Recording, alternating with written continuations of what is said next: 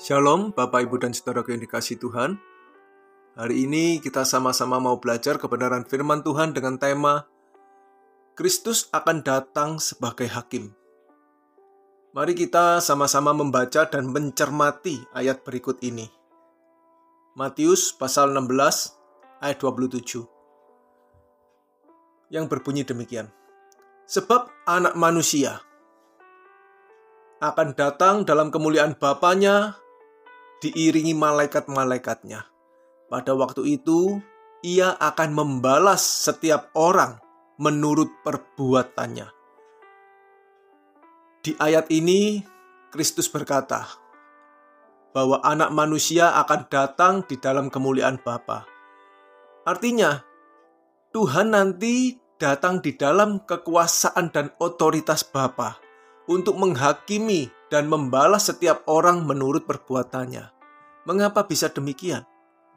Karena Yesus Kristus dalam hidupnya sebagai manusia, dia taat melakukan kehendak Bapa, bahkan sampai mati di kayu salib. Itulah sebabnya Allah Bapa membangkitkan Kristus dari antara orang mati dan menjadikan dia sebagai Tuhan. Kata Tuhan yang dalam bahasa Yunani memakai kata kurios, yang berarti pemilik, tuan atau majikan. Kita baca dahulu ayat berikut ini. Matius pasal 28 ayat yang ke-18 yang berbunyi. Yesus mendekati mereka dan berkata, "Kepadaku telah diberikan segala kuasa di sorga dan di bumi." Jelaskan saudaraku bahwa kepada Yesus Kristus telah diberikan segala kuasa di sorga dan di bumi. Siapa yang memberikan kuasa itu? Tentu Allah Bapa yang memberikannya. Karena apa? Karena Kristus sewaktu hidup di dunia selalu berkenan kepada Bapa. Bahkan mendapatkan pengakuan dari Allah Bapa secara langsung. Seperti yang dikatakan di Matius pasal 3 ayat 17 yang berbunyi demikian. Lalu terdengarlah suara dari sorga yang mengatakan, "Inilah anakku yang kukasihi, kepadanya lah aku berkenan." Itulah sebabnya Yesus Kristus dibangkitkan dan dijadikan Tuhan bagi kemuliaan Allah. Dia mewakili Allah Bapa yang adalah roh yang tidak terlihat. Dan Tuhan Yesus yang mengatur dan memerintah segalanya sesuai dengan apa yang Allah Bapa kehendaki. Filipi pasal 2 ayat 11 mengatakan demikian. Dan segala lidah mengaku Yesus Kristus adalah Tuhan bagi kemuliaan Allah Bapa. Amin. Saudaraku, ini berarti Yesus Kristus adalah sang majikan atau pemilik atas jagat raya ini dan atas hidup manusia. Semua hanya bagi kemuliaan Allah, yang berarti semuanya untuk memenuhi segala kehendaknya dan memenuhi segala rencana Allah. Di ayat lain juga ditunjukkan bahwa Tuhan Yesus Kristus akan datang sebagai hakim.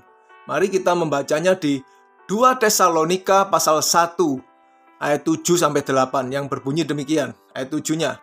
Dan untuk memberikan kelegaan kepadamu yang ditindas dan juga kepada kami pada waktu, ini perhatikan saudara, pada waktu Tuhan Yesus dari dalam surga menyatakan dirinya bersama-sama dengan malaikat-malaikatnya dalam kuasanya di dalam api yang bernyala-nyala. Ayat 8. Dan mengadakan pembalasan terhadap mereka yang tidak mau mengenal Allah dan tidak mentaati Injil Yesus Tuhan kita. Saudaraku, ayat ini jelas sekali mengatakan Tuhan Yesus akan menyatakan dirinya bersama dengan para malaikatnya di dalam kuasanya, di dalam api yang bernyala-nyala, dan menjadi hakim untuk mengadakan pembalasan terhadap mereka yang tidak mau mengenal Allah dan tidak mentaati Injil Yesus Tuhan kita. Wow, ini mengerikan sekali saudaraku. Oleh sebab itu, kita harus berkomitmen di dalam sisa hidup ini untuk sungguh-sungguh belajar mengenal Allah dan mentaati ajaran Kristus. Amin. Jangan kita merasa sudah mengenal Allah sehingga kita merasa tidak perlu lagi untuk sungguh-sungguh belajar mengenal Allah dengan benar. Kemudian menganggap enteng perihal pengenalan akan Allah ini. yang membuat kita menyesal dan binasa di kemudian hari. Kesalahan dan kebodohan ini terus berulang-ulang dilakukan oleh orang-orang di segala zaman, yang dimulai dari bangsa Israel sampai orang-orang di zaman kita hari ini, saudara. Mari kita baca Hosea pasal 4 ayat 6 ya. Demikian bunyi firman Tuhan. Umatku binasa karena tidak mengenal Allah. Karena engkaulah yang menolak pengenalan itu, maka aku menolak engkau menjadi imamku. Dan karena engkau melupakan pengajaran Allahmu, maka aku juga akan melupakan anak-anakmu. Saudaraku, umatku binasa karena tidak mengenal Allah. Coba lihat saudara, umat pilihan Allah bisa binasa saudara. Ini fakta loh. Kita harus memahami sungguh-sungguh hal ini, sehingga kita mengerti firman Tuhan yang lain di 1 Petrus pasal 1 yang mengatakan, hendaklah kamu hidup dalam ketakutan selama kamu menumpang di dunia ini. Mengapa begitu saudara? Mengapa kita harus hidup dalam ketakutan? Supaya kita selalu waspada dan sungguh-sungguh belajar untuk mengenal Allah dengan benar. Dan jangan merasa karena sudah dipilih menjadi umat pilihan, maka kita kebal dari penghakiman. Dan kemudian dengan bangga dan sombongnya merasa sudah mengenal Allah. Padahal dari perbuatan hidup kita, nyata bahwa kita belumlah mengenal Allah dengan benar. Dan Allah pun tidak mengenal kita dan tidak menikmati hidup kita. Ini bahaya. Banyak orang yang merasa sudah mengenal Allah dan tidak mau sungguh-sungguh belajar untuk mengenal Allah dengan benar. Yang berarti orang itu menolak pengenalan akan Allah seperti yang dikatakan firman Tuhan tadi. Ya, orang itu menolak pengenalan akan Allah. Yang dikatakan dalam firman-Nya, umatku binasa karena tidak mengenal Allah. Mengapa? Karena engkaulah yang menolak pengenalan itu. Maka aku menolak engkau menjadi imamku. Dan karena engkau melupakan pengajaran Allahmu, maka aku juga akan melupakan anak-anakmu. Wow, jelas bukan saudaraku? Firman berikut ini juga turut meneguhkan kita. Yohanes pasal 17 ayat 3 yang berbunyi demikian. Inilah hidup yang kekal itu, yaitu bahwa mereka mengenal engkau satu-satunya Allah yang benar dan mengenal Yesus Kristus yang telah engkau utus. Saudaraku, Yesus sudah mengatakan bahwa jika kita mau memiliki hidup yang kekal, dan ini berarti saudara, jika kita mau lolos atau selamat dari penghakiman Tuhan nanti, maka kita harus sungguh-sungguh di dalam hidup ini untuk belajar mengenal satu-satunya Allah yang benar dan mengenal Yesus Kristus yang diutus oleh Allah. Dengan cara bagaimana? Dengan serius belajar menjadi murid Kristus, belajar memahami ajaran Kristus dan melakukannya di dalam hidup kita ini. Karena Yesus pun telah berkata di ayat berikut ini, Yohanes pasal 13 ayat yang ke-13. Yang berbunyi, kamu menyebut aku guru dan Tuhan. Dan katamu itu tepat, sebab memang akulah guru dan Tuhan. Ya, perhatikan saudara, Yesus berkata, memang akulah guru dan Tuhan. Jadi Yesus adalah guru yang mengajarkan kebenaran dan memberi teladan hidup kepada kita. Dan Yesus sebagai Tuhan, sebagai majikan yang harus kita pahami dan kita lakukan segala kehendak dan perintahnya dalam hidup ini. Ayo kita perhatikan. Nah, mungkin pertanyaan berikut ini yang seringkali kita bisa tanyakan. Mengapa Tuhan Yesus Kristus yang menjadi hakim? Ya, mengapa Tuhan Yesus Kristus yang menjadi hakim? Ada 3 kebenaran yang harus kita pahami. Yang pertama, karena dipercaya oleh Bapa. Tuhan Yesus Kristus menjadi hakim karena dipercaya oleh Bapa. Saudaraku, dari pembahasan kita tadi, kita sudah memahami bahwa Yesus dalam hidupnya sebagai manusia, dia berjuang untuk taat kepada Bapa. Dan Bapa berkenan kepada Yesus dan karena ketaatannya sampai mati di kayu salib, Yesus Kristus dibangkitkan dan dijadikan Tuhan bagi kemuliaan Bapa. Lewat firman berikut ini, kita juga dapat mengerti bahwasanya Yesus Kristus dipercaya oleh Allah Bapa. Matius pasal 11 ayat 27. Yang berbunyi demikian. semua telah diserahkan kepadaku oleh Bapa-Ku. Dan tidak seorang pun mengenal anak selain Bapa. Tidak seorang pun mengenal Bapa selain anak dan orang yang kepadanya anak itu berkenan menyatakannya. Wow, saudaraku, jelas sekali ya, bahwa Yesus Kristus dipercaya oleh Bapa dan semua telah diserahkan kepada Kristus. Sehingga kita seharusnya bersyukur karena kita memiliki kesempatan untuk belajar mengenal Yesus dengan benar, dengan menjadi muridnya dan hidup sesuai dengan ajarannya. Dan ketika kita melakukan itu, dan Yesus berkenan kepada kita, maka Yesus akan menyatakan kepada kita pengenalan akan Bapa di sorga. Seperti bunyi firman tadi, yang dikatakan, semua telah diserahkan kepadaku oleh Bapa-Ku. Tidak seorang pun mengenal anak selain Bapa. Dan tidak seorang pun mengenal Bapa selain anak. Dan yang bisa mengenal Bapa siapa? Orang yang kepadanya anak itu berkenan menyatakannya. Karena itu, ayo kita belajar untuk berkenan kepada Tuhan kita, Yesus Kristus. Sehingga ketika Tuhan berkenan, maka Dia akan menyatakan kepada kita pengenalan akan Bapa di sorga itu. Jadi jangan kita sia-siakan kesempatan istimewa ini yang cuman sekali dalam hidup kita yang singkat ini dan tidak akan terulang lagi. Berikutnya, mengapa Tuhan Yesus yang menjadi hakim? Alasan kedua, karena Yesus yang menebus semua manusia. Saudaraku yang terkasih, Yesus Kristus telah mati untuk menebus dosa semua manusia. Karenanya, Dia menjadi pemilik atas semua umat yang telah ditebusnya. Kita baca di 1 Korintus pasal 6 ayat 19-20 yang berbunyi demikian. Ayat 19. Atau tidak tahukah kamu bahwa tubuhmu adalah bait Roh Kudus yang diam di dalam kamu? Roh Kudus yang kamu peroleh dari Allah. Dan perhatikan, bahwa kamu bukan milik kamu sendiri.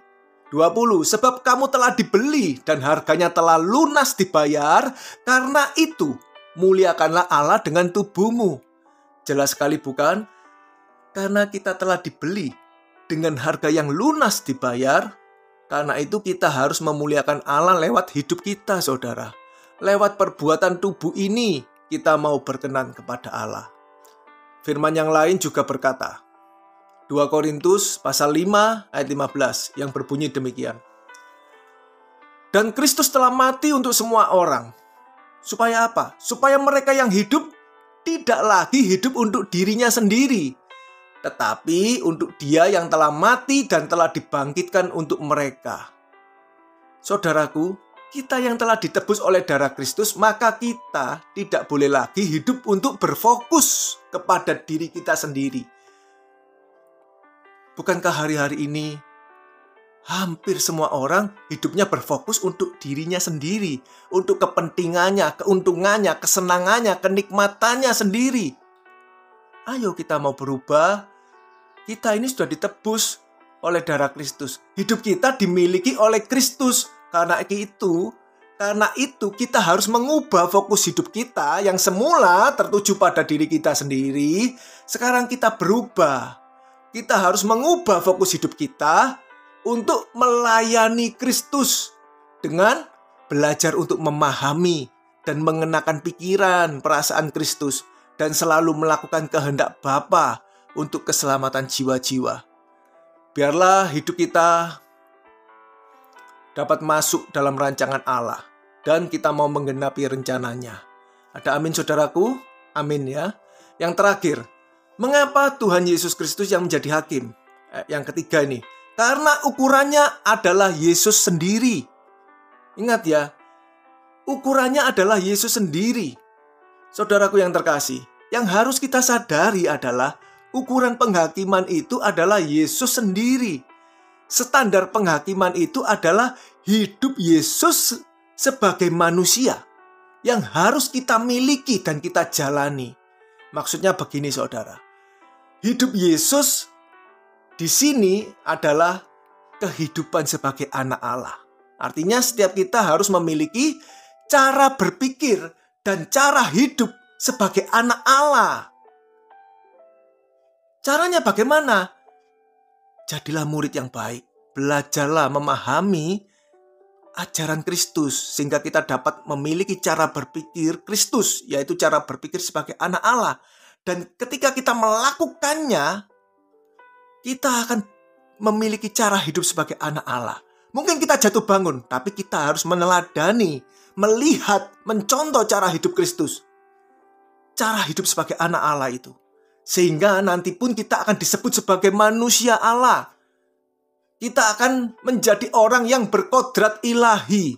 Makanya saudara, karena ukurannya adalah Yesus sendiri, Yesus berkata loh, jadikan semua bangsa muridku. Belajarlah kepadaku. Yang berarti apa? Yesus adalah gurunya. Dan tentu sang guru yang akan menguji murid-muridnya. Maka itu Yesus akan menjadi hakim. Sang guru yang akan menjadi hakim nanti. Apakah kita telah belajar dengan benar? Apakah kita sungguh-sungguh berniat, berkomitmen untuk belajar dan melakukannya, mengamalkan ajarannya dalam hidup ini atau tidak? Ataukah hidup kita sibuk mengurusi diri kita sendiri, hidup berfokus kepada diri sendiri? Maka semua perbuatan kita akan diuji dan dihakimi, yang nanti akan menentukan kelulusan kita untuk masuk di dalam kehidupan yang akan datang, kehidupan kekal, atau kita tetap tinggal kelas, yaitu tinggal di bumi yang akan menjadi lautan api yang menyala-nyala ini. Selanjutnya Yesus juga berkata, ikutlah aku dan teladani aku. Ini berarti Yesus Kristus yang menjadi modelnya, saudara. Yesus Kristus yang menjadi panutannya dan menjadi ukurannya. Karena itu Yesus berkata, ikutlah aku. Makanya di Yohanes 14 ayat 6 Yesus berkata, tidak seorang pun yang datang kepada Bapa kalau tidak melalui aku, kalau tidak mengikuti aku, kalau tidak meneladani hidupku. Wow, luar biasa bukan saudara? Firman Tuhan berikut ini menegaskan. 1 Petrus pasal 2 ayat 21 yang berbunyi demikian. Sebab untuk itulah kamu dipanggil. Ya, kita dipanggil untuk menerima Injil, mendengar Injil, menerima kebenaran, mengenal nama Kristus, mengenal ajarannya. Sebab untuk itulah kamu dipanggil, karena Kristus pun telah menderita untuk kamu dan telah meninggalkan teladan bagimu, ya, supaya kamu mengikuti jejaknya. Amin ya. Jadi sekarang kita telah memahami bahwa Tuhan Yesus Kristus akan datang kembali sebagai hakim dan akan menghakimi setiap orang, setiap kita menurut perbuatannya. Karena itu marilah kita sungguh-sungguh mempersiapkan diri kita supaya kita dapat tahan berdiri di hadapan pengadilan Kristus nanti. Ingatlah bahwa hidup ini singkat dan kesempatan yang kita miliki cuma sekali saja untuk memperoleh kehidupan kekal atau bahkan sebaliknya, memperoleh kebinasaan kekal. Jadilah orang yang bijaksana di dalam Tuhan. Tetaplah semangat dan teruslah berjuang. Amin. Tuhan Yesus memberkati kita semua.